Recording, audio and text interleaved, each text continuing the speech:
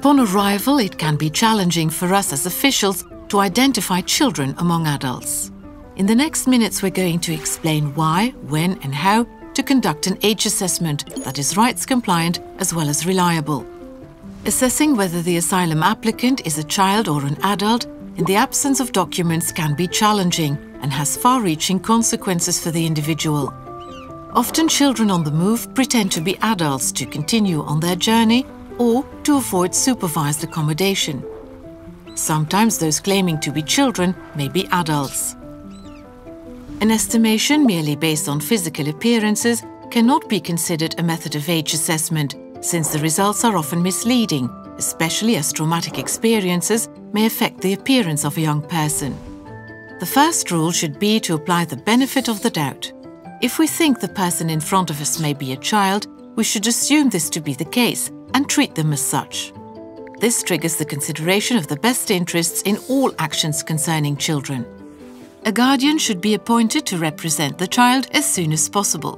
When considering whether or not to undertake an age assessment, we need to involve the guardian and the child to decide if it is beneficial and if it's able to really dissipate the doubts, considering the margin of error that all methods have.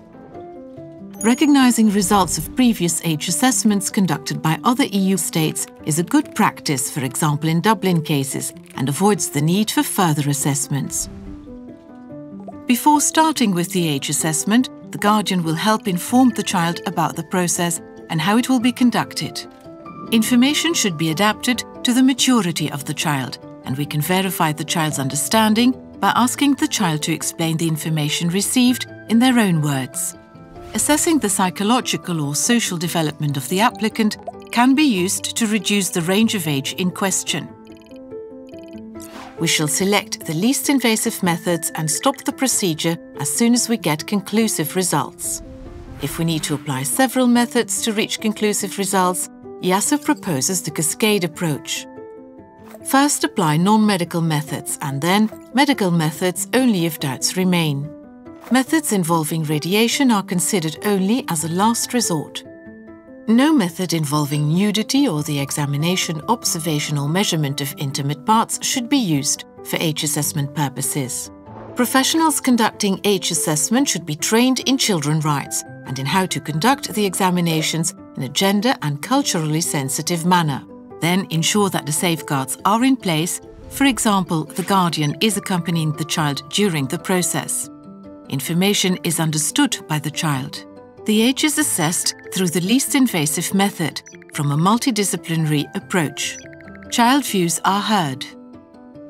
Bear in mind that no method can determine the age with certainty, hence the margin of error should be properly considered. When several methods were used, a multidisciplinary panel should assess the results. These results should be explained to the child and to the guardian, and mechanisms to challenge or amend them should be in place. With a reliable and respectful age assessment, we ensure children enjoy the rights they are entitled to, whilst guaranteeing the efficiency of the procedure. For further information, please consult the Practical Guide on Age Assessment available on easo.europa.eu.